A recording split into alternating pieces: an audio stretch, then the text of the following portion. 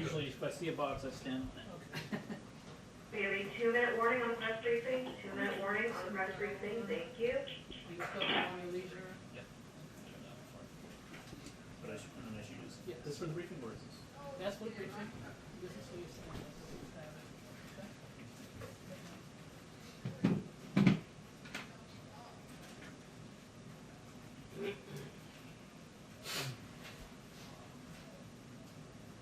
We should change it to MNBC for the Memley National Broadcasting Company.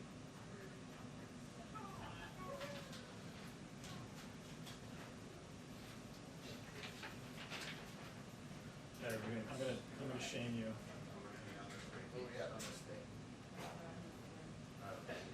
Reunited. We're not Wilmington anymore.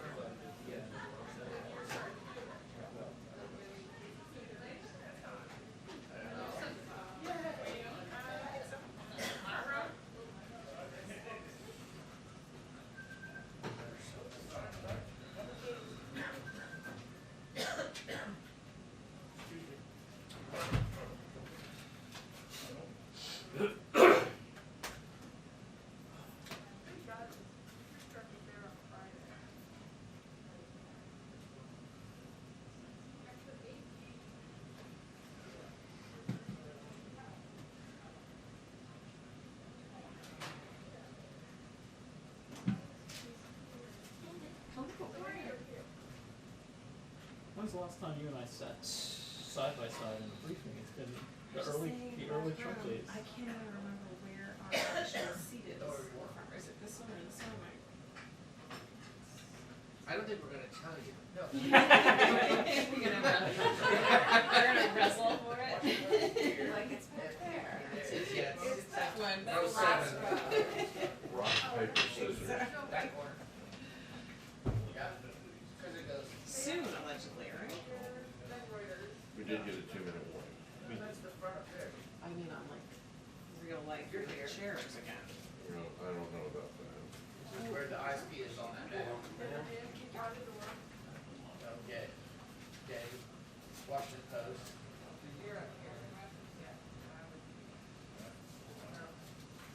Whatever. Yeah. And she's Getty, Washington Post. Oh yeah, you'd be way back behind. Oh no. AFP would be. AFP would be, not Reuters. 1, 2, 3. Oh, you're there. Oh. Hi, everyone. Hello. Happy Monday. Okay, a couple of things happening around here today. Today's the deadline to file your taxes. That's not a reminder to all of you, but take it as one if you'd like to. And we encourage everyone to file as soon as possible to make sure they receive the full amount of benefits they are owed. Filing taxes will ensure people benefit from the 3 rounds of relief and rescue payments issued since the start of the pandemic, including up to $1,400 per person provided in the President's American Rescue Plan. Filing also ensures people get all the refundable tax credits they may be eligible for, like the Earned Income Tax Credit, the Child Tax Credit. And today, Treasury and the IRS announced that starting in July, the American Rescue Plan will deliver critical tax relief to middle-class and hard-pressed working families with children. The first monthly payments of the expanded child tax credit will be made on July 15th to 39 million households, covering more than 88% of children in the United States. These payments will be made on the 15th of each month, unless the 15th falls on a weekend or holiday, allowing families who receive the credit by direct deposit to plan their budgets more effectively. And eligible families will receive a monthly payment of up to $300 per month for each child under the age of 6, and up to $250 per month for each child age 6 until the year they turn over age 6, till the year they turn 18. More than 80% of the 39 million households will receive the child tax credit by direct deposit to ensure safe and fast delivery. only other item for the top for all of you, today we join the international community in recognizing the International Day Against Homophobia, Transphobia, and Biphobia. The Biden-Harris administration will always stand with the LGBTQI community and is steadily implementing the presidential memorandum on advancing the human rights of lesbian, gay, bisexual, transgender, queer, and intersex persons around the world. As the president stated, everyone is entitled to dignity and equality. We will continue to engage with our allies and partners to advance the human rights of LGBTQI people at home and in all corners of the world. Josh, why don't you kick us off? Thanks, Jen. Two quick subjects. President Biden said last Thursday that Israel had a right to defend itself and that its actions thus far were not a significant overreaction. After the events of the past few days, does the president still believe that Israel's actions have been proportionate? Well, first, Josh, let me remind people that the president also did 2 calls over the weekend that we did readouts of. And in those calls, he stressed the need for Hamas to cease firing rockets into Israel and affirmed, again, Israel's right to defend itself against terrorist attacks. As I would note from the reports, there have been more than 3,000 rockets that have been shot from Hamas into Israel over the last several days. He also expressed his concern that this current period of conflict has tragically claimed the lives of Israeli and Palestinian civilians, including children, and he raised concerns about the safety of journalists, including those who had to leave the building where the Associated Press was based, and reinforced the need to ensure their protection. So how we are looking at this from our standpoint is that our focus, our goal, every single action we take, every statement we make is with the objective of reducing the violence and bringing an end to the conflict on the ground. There are times in diplomacy where we'll need to keep those conversations quieter, where we won't read out every component of it. But that is our objective, and that is the prism through which every action and every comment is being made. Gotcha. And then, go ahead. Secondly, Go ahead, Josh. You can go. the Supreme Court agreed today to hear a Mississippi law that would ban abortions after 15 weeks of pregnancy. And I was curious, does the administration believe that law is constitutional? And if the court upheld the law, what would this administration be prepared to do? Well, I don't have a comment specific to the Supreme Court taking the case, but generally speaking, given this is a state law, I can say that over the last 4 years, critical rights, like the right to health care, the right to choose, have been under withering and extreme attack, including through draconian state laws. And the president and the vice president are devoted to ensuring that every American has access to health care, including reproductive health care, regardless of their income, zip code, race, health insurance status, or immigration status. As such, the president is committed to codifying Roe, regardless of the unrelated, it's all related, but to the outcome of this case. Go ahead. Just stepping back a little bit from the current situation with Israel and the Palestinian territories, we reported over the weekend that your envoy in the region has been basically telling both sides that they need to start thinking about what a peace process might look like after this happens. And I'm just curious whether the president is willing to invest himself in being a broker in that kind of a process, and whether you're starting to think about what that might look like. Well, Trevor, I think it's clear to everyone who's been a part of and covered or been a part of, I was at the State Department back in 2014. We all know that the only way to bring an end to violence, to bring an end to this escalation of violence, is for there to be a 2-state solution over time. And in both calls the president made this weekend, he underscored his strong commitment to a negotiated 2-state solution as the best path to reach a just and lasting resolution of the Israeli-Palestinian conflict. But in terms of what that would take, or what form and what it would look like, it is going to require both parties wanting to engage in that and wanting to have a discussion about the path forward. And who would be the point person from this end? We're certainly not quite there yet. It will be up to both parties to decide if they want to move forward on that pathway. Okay, and then just one more question on that subject, which is what would be the value in making a case for a ceasefire from your standpoint, and would you do that? Well, let me first say that what's most important is that we all share the United States shares with a range of countries around the world, those who have been outspoken at the UN, our partners and friends in Europe, a commitment and a desire to bring an end to the violence. And how we are approaching this is through the prism, again, of what steps can we take, what actions can we take behind the scenes. We've had over 60 calls in the past week from the president on down with senior leaders in Israel, the Palestinian Authority, and across the region. And how can we bring an end to the violence through our relationships in the region, both with the Israelis and the Israeli government, and also with key other partners, whether it's the Egyptians, the Qataris, and other key countries in the region. So that is how we are approaching it from the United States. Go ahead. Thanks, Jen. I want to ask that in the inverse. Why not? What is the value in not calling for a ceasefire right now, given many of those countries that you just listed, our close allies, France, UK, Egypt, Jordan, have done so, are doing so? That is true, but the role we are playing, the action, the prism we are making all of our decisions through is how can we help bring an end to the violence and bring an end to de-escalate the situation on the ground. And our calculation at this point is that having those conversations behind the scenes, weighing in with our important strategic partnership we have with Israel, also with other countries in the region, is the most constructive approach we can take. So our approach is through quiet, intensive diplomacy, and that's where we feel we can be most effective. And does the president's assessment from last Thursday still stand that he does not see Israel strikes as a significant overreaction? Again, I think I noted that the president also had 2 calls over the weekend since Thursday where he conveyed his concerns about the current period of conflict, the lives of Israeli and Palestinian civilians that have been lost, and certainly raised his concern about the safety and security of journalists and others who have been impacted on the ground. So we're not going to give a day-by-day evaluation. I will say that our objective is to, just like it is with other countries and our partners around the world, is to play the role we can play in the most constructive way possible to reduce the violence, to de-escalate the situation on the ground, and a great deal of that is going to be through intensive, quiet diplomacy behind the scenes. One last question, if I may. You mentioned the journalists on the ground on that Gaza tower strike. The Prime Minister Netanyahu called this a perfectly legitimate target. Does this White House agree with that?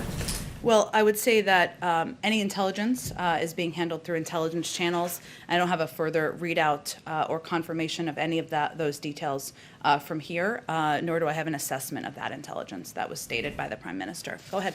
Hey, Jen. The president obviously has a decades-long relationship with Prime Minister Netanyahu. They met a number of times, of course, most recently when he was the vice president. Tom Friedman wrote today about this being a January 6th moment for Prime Minister Netanyahu. Is there a concern at the White House by the president that domestic politics in Israel are currently a barrier to an end to this escalation of violence? Well, I will say, Mike, good to see you, first of all. I will say that it's not our role to assess or analyze the politics on the ground in Israel. Everybody has their own politics in different regions of the world, and we see that play out in foreign policy all the time. What our role is to play be as constructive as possible in de-escalating the violence, bringing an end to the conflict. And there certainly is. The president has known the prime minister for some time. They've obviously spoken, hence we did the readout this weekend, and I'm sure they will speak again. We are also deeply engaged at the highest levels. Our national security advisor spoke with his counterpart earlier this morning. We've done, again, more than 60 calls over the past week with a range of partners in the region. So our objective here, our role, is not to do political analysis or provide motivation for any actions, but to take steps we can take as a leader in the world, as a country with deep relationships in the region to de-escalate the violence on the ground. Speaking of domestic politics, you have a letter from a majority of the Senate Democrats calling for the White House to demand a ceasefire. You also have Democrats in the party, Alexandria Ocasio-Cortez, calling Israel an apartheid state. Senator Bernie Sanders is saying that potentially this should lead the U.S. to reevaluate foreign assistance. What's the White House's message to those in the president's party on this? I will say our message is sometimes you have to step back from politics for a moment. It's not easy to do. And we recognize and agree that watching the lives lost of these Palestinian children, of these families, the fear you see in the eyes of the Israeli people It is heartbreaking. We want to bring an end to the violence. We want to de-escalate the situation on the ground. The role we feel we can do that through, the most effective way we feel we can do that is through quiet and intensive diplomacy. And that is what our focus is on at this point in time. But we share an objective of de-escalating the circumstances on the ground. We share a view that a two-state solution is the only way to bring a lasting end to the violence. And then just on another matter, you have two self-imposed deadlines coming up here for the White House. Next Tuesday is the anniversary of George Floyd's death. The president has said he wants to see that legislation moved by then. And then Memorial Day is only 2 weeks from today as well. The White House has said they want to see progress on infrastructure talks by then. What is the White House doing to try to meet those deadlines? And can you define what progress on infrastructure means? Does that mean a bill on the floor? Does that mean a breakthrough agreement with some of these Republican senators? I would not expect a bill to be on the floor before Memorial Day. And all of you, including you who have covered the Hill, know that would be some sort of record-breaking pace. So that is not what we expect. But I will also say that almost 2 weeks, which is the period of time between now and Memorial Day, is a lifetime in legislating. It's a lifetime in negotiations and conversations and conversations in hallways and phone calls and meetings in person. It will be an active period. It will be an engaged period between high-level officials at the White House and members of Congress and their staffs and committee staff. But in terms of where we will be right before or around Memorial Day, our hope is that we will have a better sense on the path forward and what the opportunity is looking ahead. George Floyd? And George Floyd. I will say that we are deeply engaged, of course, with the members and in close touch with the members who are negotiating the path forward, including Senator Booker, including the members of the House, Karen Bass, who is leading this effort, and we stay abreast of their discussions and their negotiations. President, of course, is eager to sign a bill. He thinks police reform is long overdue, but we'll continue to press forward. But we feel that is best placed in those negotiations and those constructive negotiations that are happening between members on the Hill. Go ahead. Has the president seen this letter that was sent by Senate Democrats today calling for a ceasefire? Has he seen it? I'm not sure if he's physically seen the letter. I know that he is, of course, aware of the calls and the points of view of a range of members of Congress on the conflict in Israel. And has he spoken with any members of Congress about the situation? I don't have any calls to read out. When members of his own party share the belief that he is giving too much credence to Israel in this situation, are they wrong? Situation on the ground?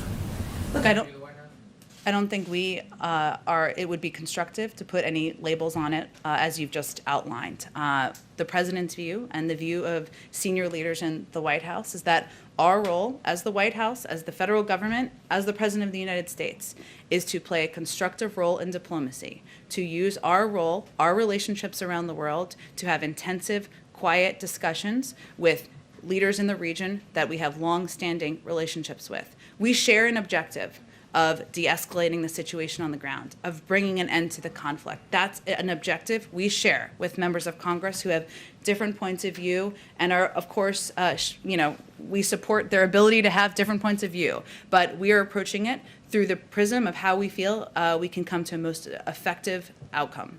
Over the weekend, there were these reports that the Israelis had shared intelligence with the United States regarding what was going on in that tower that was blown up that housed the Associated Press and others. They said it was shared with the United States. Secretary of State this morning overseas said he didn't see it.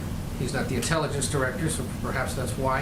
Has the president seen it? And can you confirm that the Israelis actually shared that intelligence with the United States? Well, this would be handled, as you alluded to, through intelligence channels, and I'm not going to be in a position now or ever of committing or confirming who has or hasn't seen intelligence. What I believe the State Department has confirmed is that the Secretary was saying he has not personally seen the intelligence because such matters would be appropriately be handled through intelligence channels. So that's not necessarily a surprise, but in terms of who has or hasn't seen it, what's been communicated, I'm just not going to be in a position to confirm that. And let me ask you one on COVID real quick. There's been some pushback on the idea that those of us in this room or in indoor places generally should be doing so without masks on, even though that's now the policy here. Should be not wearing masks? Oh, should be wearing masks still, okay. Despite the CDC guidance. Plenty of vaccinated people say they're not ready to take their masks off because they fear it would leave them unprotected, even though doctors have said masks are about protecting other people, not necessarily you wearing them. Does the White House hear that concern or criticism? I know there were governors and mayors over the weekend who've expressed concern that this came with very little notice. What says the White House? Well, the CDC director promised the American people that she would convey the latest science to them as she knew it, that she would not delay, that she would not be impacted by politics or influenced by political pressure on the White House or elsewhere. And that's exactly what she did. Now, that also means, and she based that conclusion, as she outlined, on the fact that the vaccines work in the real world, vaccines work against the variants, and vaccinated people are unlikely to spread COVID, based on their data and analysis by health and medical experts at the CDC. Now, because we are working in a way that we feel is what is going to rebuild trust with the American people, and what should have always been the case, which is that health and medical experts will determine that guidance, it may mean it's going to take some time for various sectors to implement. It also is important to note what the president said in his remarks last Thursday. People may choose to continue to wear masks. They aren't through their vaccine. They're not 2 weeks post-second vaccine. They have not gotten the vaccine yet. They're immunocompromised. Somebody in their family has. We need to treat people with kindness. And this has already been such a politically charged issue. That's not our objective. Our objective is to share, and the president will talk about it in his remarks this afternoon too, and make sure people have understanding and clarity of what the CDC guidance was conveying to people, which is that they are safe not to wear their mask if they have been vaccinated. Is there anything else he's announcing in those remarks that we should be listening for? He is announcing, he does have some news in his remarks, Ed. He will also be announcing that the United States will send 20 million doses authorized for use in the United States to help countries battling the pandemic by the end of June. This is in addition to sending all of the manufactured AstraZeneca vaccine doses overseas during May and June, as soon as these 60 million doses are cleared. So that is a total of 80 million doses, and this is the most doses donated by any country in the world by 5 times. So we are waiting for, of course, AstraZeneca, as you know, to go through the approval process of the FDA, but this will put 80 million doses out into the world by the end of June. Go ahead. Hi, Jen, thank you. Wait, I want to ask about Israel, but the 20 million doses are AstraZeneca doses, or there are other? Other doses of approved vaccines. Other vaccines. Yes, Okay. exactly, Okay. yes. So my question is, if you say that the only solution is a 2-state solution, that requires both parties to want that, which they don't seem to right now, does that mean that despite all of your quiet, intensive diplomacy behind the scenes, that the U.S. really has limited leverage and power to solve this problem? Well, I would say first that right now our quiet, intensive diplomacy is, of course, not negotiating a 2-state solution. Okay. I know you're not suggesting that, but just for clarity purposes, that is to bring an end and to de-escalate the violence on the ground now. And certainly we feel we have strong relationships with Israeli leaders, we have strong relationships with key partners in the region, and we're hopeful that those conversations, that quiet diplomacy, will help bring an end to the violence and reduce the conflict on the ground. As it relates to a 2-state solution, you've been through many of these, as have I, and it is clear that it will require both parties to be committed themselves. The United States cannot manufacture on our own a 2-state solution. It would require both parties having that desire to move forward. So it sounds like what you want the American people to understand is that although you are trying your hardest and doing everything you can with all your relationships behind the scenes, the U.S. does not have the power to solve this problem, or it doesn't have the leverage to solve this problem. Well, I would say first that it's been 7 days. Every single life that is lost, a Palestinian life, an Israeli life, is a tragedy. It has been 7 days. As you know, these conflicts have been far longer than that. That is not our objective, of course. We want to de-escalate as quickly as possible. But yes, it would require actions from Israel. It would require actions from Hamas to end the violence on the ground. There are a range of parties and entities who are involved in those discussions, and we want to play as constructive a role as humanly possible. I just have one more quick one. Is it fair to say that you don't want to answer the question yes or no whether the president feels the Israeli response has been disproportionate? I don't think it's constructive. We are going to take everything we convey, whether it's a statement or an action, is going to be to the end of de-escalating the situation on the ground. Hence, we're not going to give a day-by-day grade. Clearly, we want to end the violence. Clearly, we want to de-escalate. Clearly, we want the lives of Palestinians, Israelis to be saved.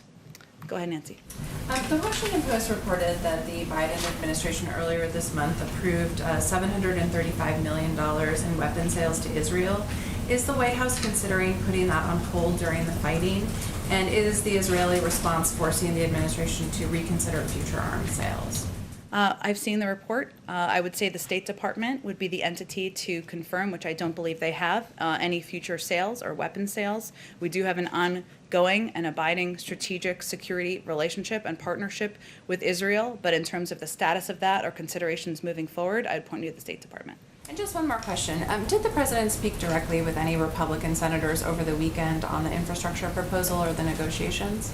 I don't have any calls to read out for you. Sometimes these are scheduled, sometimes they happen on the fly, and oftentimes, maybe we'll just keep the theme going of diplomacy here. Sometimes those are best happening without particular readouts to have a constructive outcome. Let's see, go ahead. Thanks, Jen. Just one more on Israel. Sure. As this crisis, gets worse and worse every day, are there any concerns that we might not be able to hit the Afghanistan withdrawal deadline and might need to intervene in a peacekeeping fashion somehow? No. Okay. I've not been made aware of any concern of the overlapping of an impact on our Afghan withdrawal. Glad to hear it. On a different notion, or a different subject rather, the mask guidance again. Has this triggered a new conversation about whether we need to have, perhaps not a mandate, but a standard vaccine passport that businesses can use, or is this decision going to be left up to the states? I know the president was pretty critical of his predecessor for sort of taking that hands-off approach. It has not changed our view that the federal government will not be playing that role. The private sector may, and it may prompt the private sector moving forward on actions, which is where we think it's appropriately situated. Go ahead. Thanks, Jen. So EU officials actually announced earlier that Johnson & Johnson would be cutting its COVID-19 vaccine deliveries to the bloc by about half this week, and they were already behind schedule for the second quarter. Just in light of Biden's apparent announcement later that he's going to be sending 20 million vaccine doses abroad, is there any do you have any readouts for what countries are actually these vaccines are actually going to be sent to? So let me just make sure I understand your question. So which countries are going to get these 80 million doses that we are announcing? It's a great question. I know everybody's eager to know where are they going. I expect we'll have more in the coming days on what our criteria will be and our approach and some of where it will be sent to once it's approved through the FDA. On the EU, was disputes over intellectual property have at all to do with reduced exports there, or any conversation? I think that's really a question for Johnson & Johnson and their manufacturing. And one more question. Mm-hmm. And then, so inflation numbers obviously last week came back higher than were expected. As the Biden administration deliberates internally on the American Jobs and Families Plan, would consistent levels of inflation or changes in the jobs reports influence the proposals that you all will be bringing to Congress in the package, or changing some of the policies that you all would propose if that continues? Just to make sure I understand your question, are the CPI numbers from a few weeks ago impacting our proposals that we are? Policies you would propose, given increased inflation numbers, or? No, it's a good question. I just want to make sure I understood it. It is, as we looked and dug into the data, and we talked about this a little bit last week, some of this data is kind of fascinating, I will say, but is that the economy is turning back on. We take inflation very seriously. Our Secretary of Treasury, obviously the Federal Reserve is responsible for monitoring it, but there are a number of factors as the economy turns back on, including there are areas like the cost of airline tickets, where if you look back at pre-pandemic, they dropped by about 20%. They're up about 10% since then, right? So there are prices where the baseline was actually lower than it was prior to the pandemic, and that's one of the things we're seeing in the data. But it has not changed our view and the view of economists, I would say, around the country, that there's more that needs to be done to put 8.5 million Americans back to work, to ensure that we are getting working families, working mothers, the assistance they need, and to ensure we're competitive over the long term. So it has not changed our overarching objectives and approach and our proposals. Go ahead, George. Yeah, I wanted to follow on your opening remarks on taxes. Will you be releasing today the president's and vice president's tax returns? We will be soon releasing, as we believe is the transparent approach and what the public expects, the tax returns of the president. I'll have to double check on the vice president, but I would expect those will be out soon. But not necessarily today. Soon, so I would say stay tuned. Stay at your computer. One last thing on that. It used to at least be the policy that president's returns were always automatically audited. If he is audited, that doesn't change your decision at all on releasing the return. No, I would expect that we will continue to release the president's tax returns, as should be expected by every president of the United States. Go ahead. Hi, Jen. On Friday, BuzzFeed News was able to, within minutes, find President Biden's private Venmo account, which is funny, but also speaks to the epidemic of privacy concerns that everyone in this country has, let alone the president. And I'm just wondering whether any kind of federal digital privacy reform, any legislation is on your radar. It's a really good question, and I'm very aware of the BuzzFeed story that came out last week. I will have to probably check with our team and see if there's any specific privacy concern, privacy legislation or proposals that are being considered. I would suspect there may be, but I would de-link it from the Venmo report, which was a very interesting report, because obviously this is something that impacts millions of Americans out there who have a range of accounts, but I'm happy to check with them and we can get back to you. And I need to ask a Canada question. A Canada question? Yes. Oh, okay. Yeah, Josh isn't here, so I'm going to take Sure. it. Are there any talks right now with the Canadian government about reopening the northern border? Is that something that this administration is pushing for? And as you know, Canada is a bit behind the U.S. in vaccination rates. I'm wondering whether there is any threshold you'd like to see them hit in Canada before the border is reopened. I don't have any update on the timeline. We are certainly always assessing as it relates to travel, borders, et cetera, what we need to do and keep in place in order to keep the American people safe, especially during a global pandemic. But we are constantly evaluating. I don't think we have specific criteria to make available, but you can let me know after, or let us know after which reporter we should follow up with on it, and we can see if there's more specifics on that. Go ahead, Yamiche. Thanks so much for taking my question. Does President Biden think that there are any war crimes being committed right now in the Middle East? There are some experts who told the New York Times that they think that there could have been war crimes on both sides. We're not going to be making an assessment of that from here. Our objective is on taking every step we can to reduce the violence, to de-escalate the situation on the ground, to save lives, to ensure that we are bringing some stability back on the ground. I mean, just to follow up, is the White House at all, I guess maybe, or is the president at all concerned just about the number of civilians that are being killed?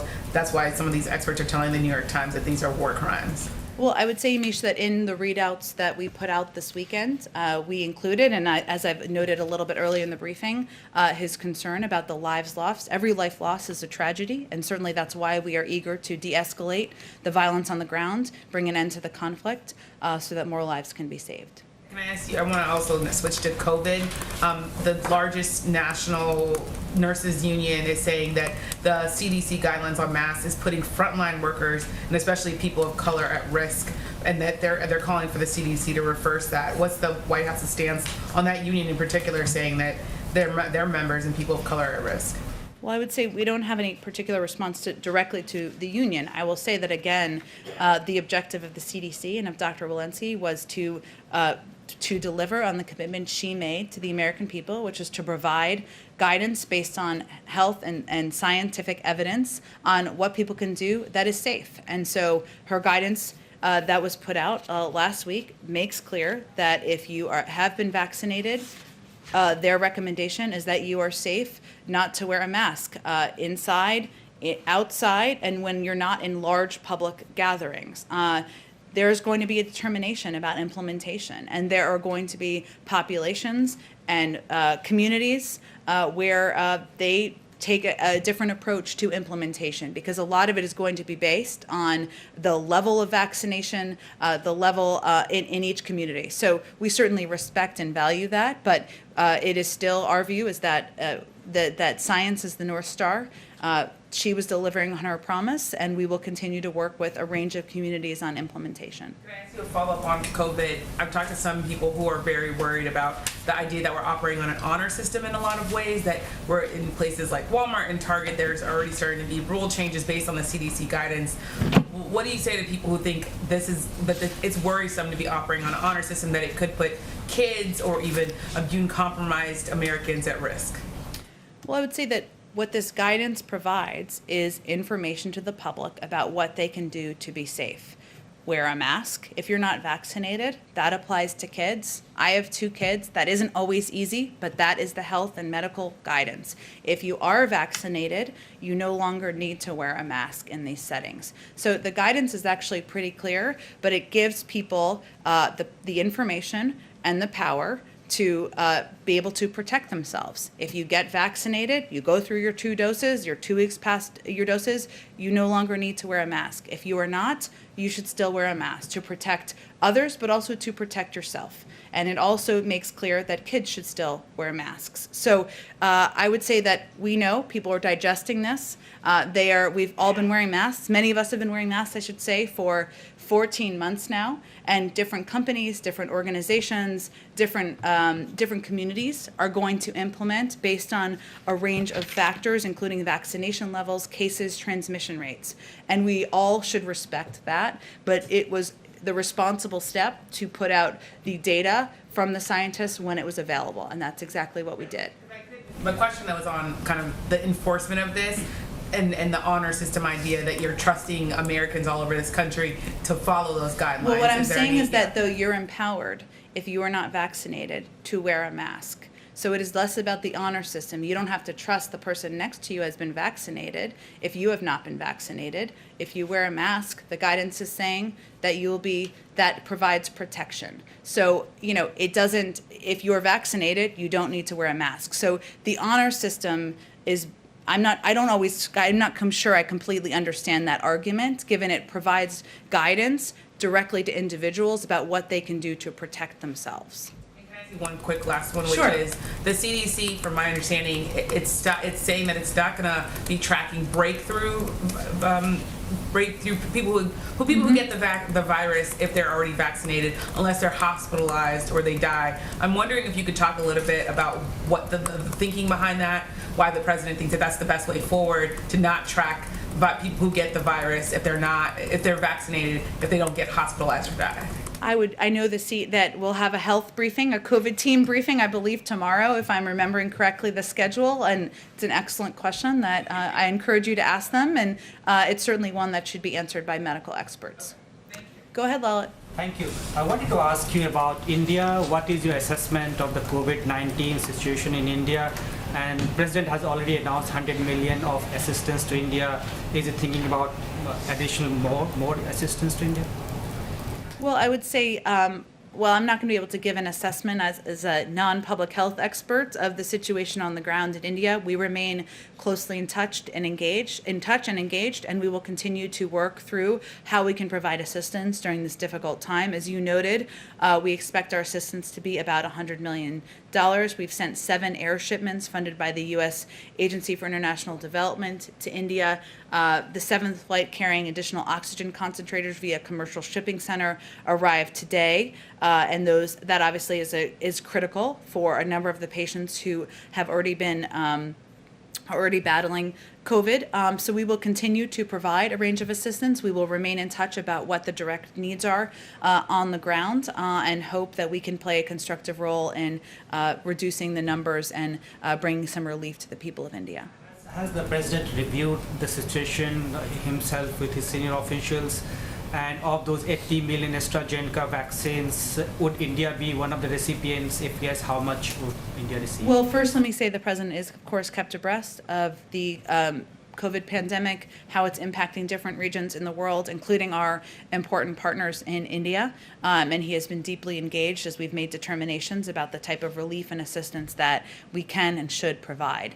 In terms of how we will distribute the doses, it's an excellent question. I expect and hope we'll have more in the coming days on how our team, led by Jeff Zients, in partnership with our national security team, will be making those determinations, what criteria they'll be looking at, and where the doses will be going. One of the consequences of President's visa ban, travel ban with India has been several hundred families have been separated across India and US. Some of them are working there, some of them went to travel. Is there a way to unite those families back or not to wait endlessly? Within India?